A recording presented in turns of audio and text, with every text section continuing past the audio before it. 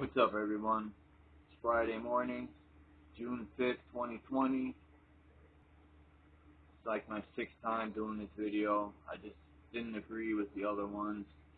I just wanted to touch the topic of the Black Lives Matter and these white people wearing that shirt. Take it off.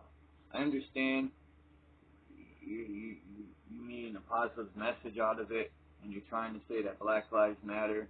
They've always mattered. Always. Because black people are getting beat up by the police and slaughtered in the street and murdered. Now all of a sudden Black lives have to matter. They've always mattered in my eyes. And that goes with any shade of flesh. It's crazy. Black people have been killing each other every day in these poor areas. Chicago, New York, California, for years. When are the white people over there saying Black Lives Matter? You know? So, that's another thing. Sorry for the noise. It's my loud nurse that sees my roommate. So anyway, where are the people with the Black Lives Matter then? I mean, that's where the real problem is that people need peace. I'd love to see when there's black-owned businesses. I hate that word, man. You know, and white too. I'm tired of using it. So, I like to see black-owned businesses. I like to see,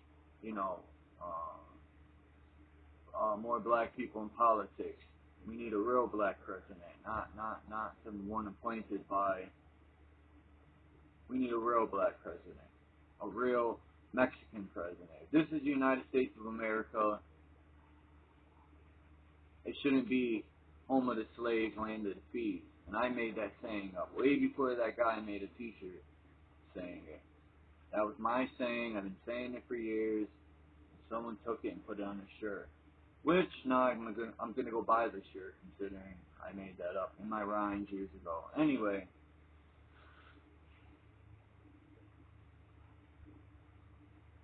When I seen that man get murdered with a knee in his neck, I seen police brutality. I didn't see racism.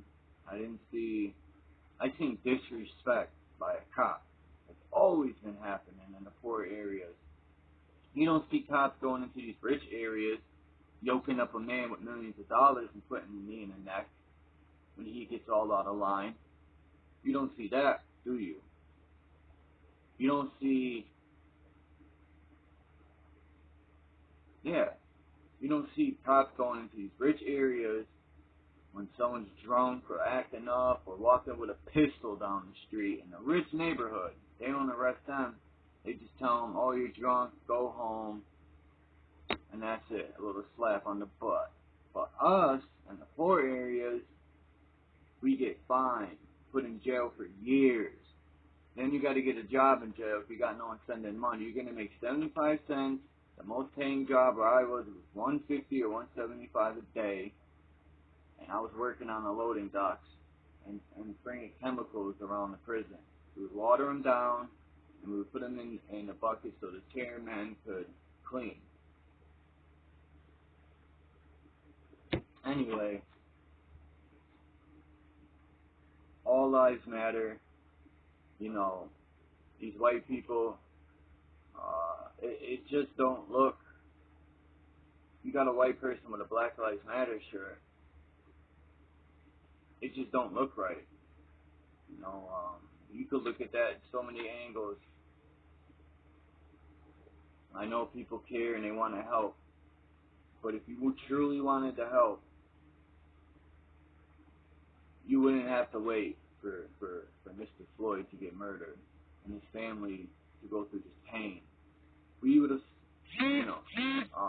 people should have stood up years ago. It doesn't take the police to make a neighborhood better. It takes the people in the neighborhood, okay? It takes the entire neighborhood to come together as people, take the drugs out of the neighborhood, raise up the people in your neighborhood, help each other out, clean it up. I know it's easier said than done, but that's how you could start.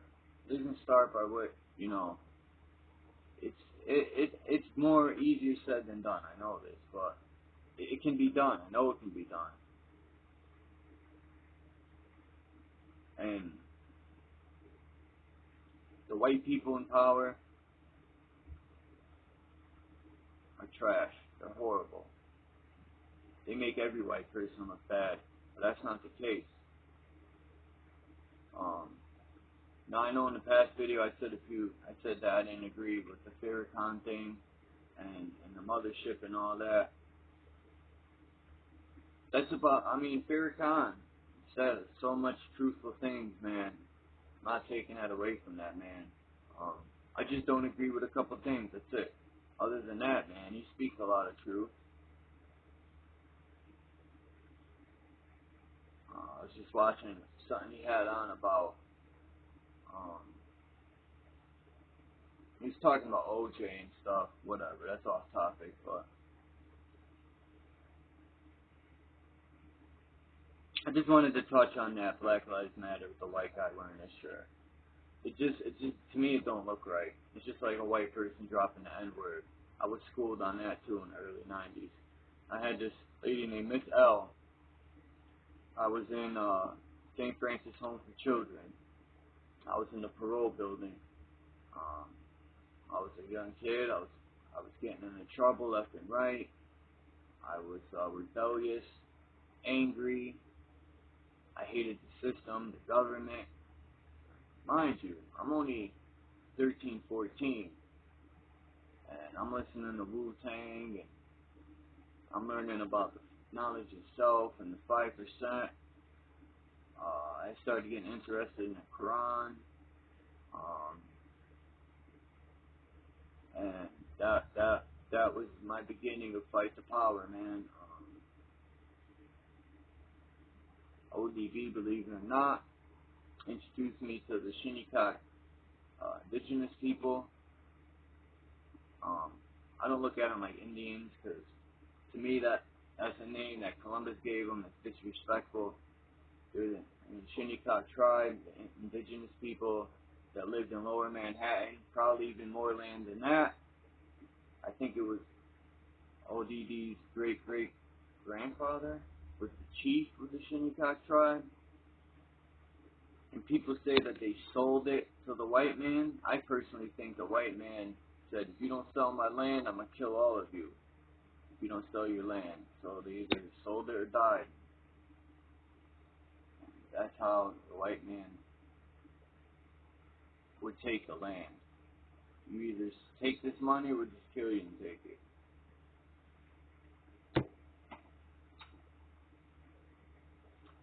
You know, and ODB, just a little side note, he was the spark of the Wu. He was the energy. No father to his style. He would speak his mind, just like me. And I personally think the Wu, when he went to prison, ODB said none of them wrote, none of them came to see him. Like, that's your brother, man. Like, you couldn't call or go see him? Like, write a letter, send him some money? Man, you know, that hurt me to see that going on in the group I looked up to growing up.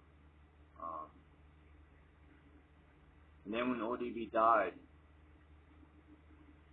you know, I got my opinions on that, man. I personally think they took him out because, just like Papa Wu said, they had to separate them. They had to get them one by one, and they had to separate them because when they were together as a group, they were just too strong and powerful, and together they were unstoppable. So they had to divide them up. And what they did it with money, man.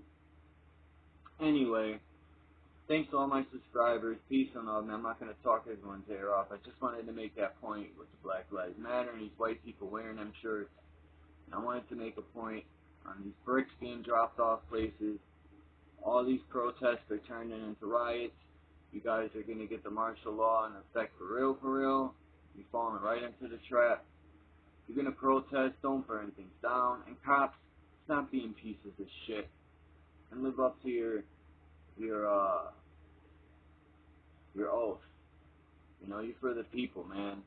You should be backing the people up in these protests. You shouldn't be shooting rubber bullets and tear gas into people that ain't even doing nothing wrong. You're fucking a scumbag. All the cops out there are scumbags. The ones that I seen a video of them shooting rubber bullets and tear gas onto a woman's porch because she was standing outside and they were yelling for her to go in from Static in the Attic channel. That sickens me, man. Fucking pigs. You should be ashamed of yourself.